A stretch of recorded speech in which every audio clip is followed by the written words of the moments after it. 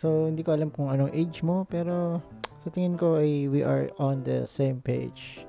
So, in this episode, share ko lang din yung yung kung ano yung nararamdaman ko, ano mga ginawa ko.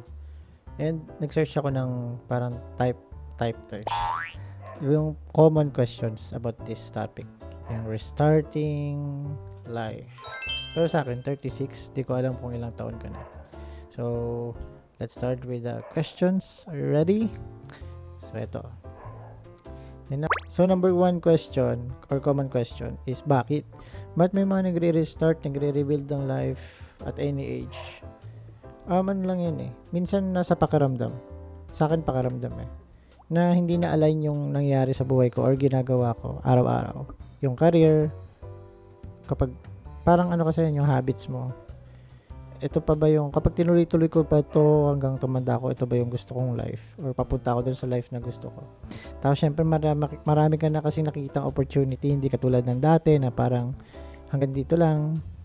Ngayon nakikita mo na pwede ka palang mag-ibang bansa, ganito pala sa ibang bansa, may work pala na ganito, may work online, may work from home, may ganitong klaseng trabaho, ganito pala mag-business. So marami ka nang alam na eh. So napapaisip ko tuloy, okay na ba ako dito or gusto kong mag-try ng iba? So yun. And then number 2, hindi ba huli na mag-restart sa 36? Depende kasi yun sa sa perception mo or kung ano yung goal mo, kung may kinalaman ba yung edad doon. Kasi para sa akin, wala eh, kasi tao tayo, ang alam ko kailangan mong mag-evolve eh. Kaya every now and then, after 10 years, 5 years or 15 years, bigla ka mapapaisip eh, ikakalibrate mo yung life mo. Masaya pa, ba't hindi ako masaya, or okay ba ako dito, ano pa yung next step? So yung restarting, hindi siya, I think normal siya. Nabasa ko rin naman. Parang may, kunwari yung midlife crisis. Mapagdadaanan mo siya kasi as a human, normal na rational ka, mag-evolve ka. Lalo na ngayon, dami mo nang nakikitang mga bagay-bagay sa mundo. And wala para sa akin, disregard mo yung age. Kasi pwede ka magbago anytime. Naalala mo kung may mga tao na may sakit, di ba? Kahit gaano katanda or bata, bigla magbabago ng lifestyle, magbabago ng kinakain. Yung mga na heartbroken, bigla mag-gym, biglang tatakbo, ganyan. So yung schedule nila, kaya nilang adjust. So ibig sabihin, kapag nag-decide ka na magbago ngayon, regardless kung anong rason, kaya mong gawin anytime. Babaguhin mo lahat. Diba? So number 3, sabi dito, saan ka magsisimula? Siguro for me, nagsimula to sa self-awareness. Yung kailangan ino-audit mo yung life mo rin. Kunwari, after 6 months, 1 year, pwedeng everyday, pwedeng every week, depende sa'yo. Kasi nga, kapag nagkaroon ka na ng ideal life, parang kunwari, ito yung goal mo ngayon. Kasi magbabago yan eh, pag tumatanda ka. Pero ito, magpa-focus ka muna sa goal mo ngayon. Kunwari, gusto mong maging ma-promote sa trabaho mo. So, magsiset ka ng goal. Like, wait, ito bang mga ginagawa ko araw-araw is papunta dun sa nakakatulong para ma-promote ako ng bongga sa trabaho. O kaya, kapag gusto mong mag-business, mag-side hustle habang may work ka, ito bang ginagawa ko sa free time ko align sa gusto kong gawing negosyo.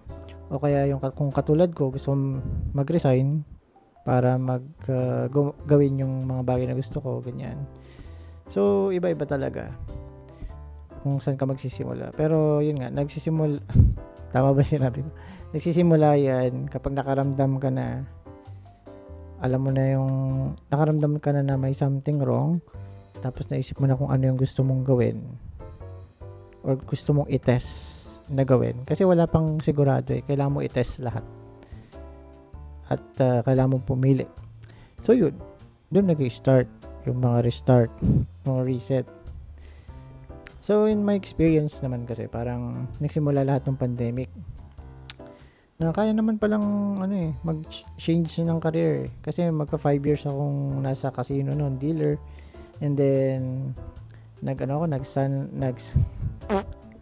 nag-insurance agent. Tapos akala ko insurance agent na eh. Tapos ayaw ko yung team, umalis ako. Tapos nabuhay naman ako kahit papaano dahil may konting ipon. Tapos na-discover ko yung online job. Tapos, syempre, hindi naman kung ano yung unang mong trabaho, yun na yun eh. Parang mapapaisip ka pa rin. So, ngayon, tinanggal ko lahat ng client ko para makapag-isip. Kasi sinubukan ko yung may part-time ako. Tapos, ewan ko, parang iba-iba kasi tayo ng push eh. Yung iba, kailangan ng sobrang pressure, katulad ko. Yung iba, wala, sobrang galing. Pag nakapag-decide na eto, magre-resign ako, gagawin ko to. Or pagsasabihin ko to, kaya nila. Ako hindi ko kaya eh. Parang nagiging tamad, may pagkatamad kasi ako in a way. So, ginawa ko, tinanggal ko para magkaroon ako ng pressure. So, ngayon, pressured ako na nagagalaw ko yung savings ko. And, may konting, may konting improvement. Katulad dito, nagpo-post na ako ng YouTube once a week. Diba? Dati, nung may part-time ako, hindi ko magawa. Ang hirap. So, ano ba yung take ko? So, una, walang mali kapag nakakaramdam ka na parang nahuhuli ka, parang iba yung ginagawa mo. Kasi magandang sign yun eh, na nagiging self-aware ka, na gusto mong baguhin or i-improve yung buhay mo. Kasi tao tayo eh, ganun talaga. I mean, kung mag-aaral ka ng psychology or biology, parang may ganun talaga eh. Malalaman mo ba tayo ganito mag-isip, bakit ganun yung nararamdaman natin, ganun. And then bago ka gumawa ng major decision like resigning, planuhin mo, mag-ipon ka. I'm telling you, it's hindi para sa lahat yung sa palaran na magre-resign ka tas all in ka na kunwari dito sa wala kang backup. Sa akin hindi gumana yun, sa iba gumana. Then lalo mong tatandaan, huwag mo sayangin yung oras mo. Like today, nanood ka, tapos wala ka namang gagawin, no? So, kung gusto kong gawin mo, after mo manood, mag-reflect ka. Mag-reflect ka lang. Siguro yun yung first step eh. Kasi mahirap pagkatapos nito, gusto mo magbagong buhay. Pagkatapos nito, mag-reflect ka muna. Tapos after ilang araw siguro, maglilista ka na ng ano ba yung nangyayari, ano bang gustong gawin ko sa buhay, ano ba next step. Para hindi sayang hindi sayang yung panonood mo. Kasi sa totoo lang, kahit ang dami mo na panooring video, wala kang nang babago sa iyo kasi wala kang ginagawa. So, manood ka muna ng isa, gawin mo muna yung natutunan mo. Tapos kapag kailangan mo pa ng new knowledge para sa susunod na gagawin mo, ayun, saka ka ulit manood. Hindi yung nood ka ng nood tas paunti-unti kang may ginagawa tapos magulo. So yun, and then one thing, para masigurado natin na may activity ka tumatak sa itong video na to, mag-comment ka lang dito ng okay po. O kaya, isend mo dito yung nararamdaman mo ngayon. Malay mo may makabasa, tsaka mag-replyan kayo. O kaya ako, pag may time mababasa ko, gagawin natin ng video. Ang sigurong gagawin mo kapag after manood yung video nito, syempre magsusubscribe ka. Hindi kailangan mo kasing kumilos eh. Kailangan, kung seryoso ka, may gagawin ka eh. So, una yung mag-subscribe ka. Pangalawa yung mag-comment ka. Pangatlo yung reflect. Para hindi sayang yung panonood mo. Para may natutunan ka naman dito. And hopefully,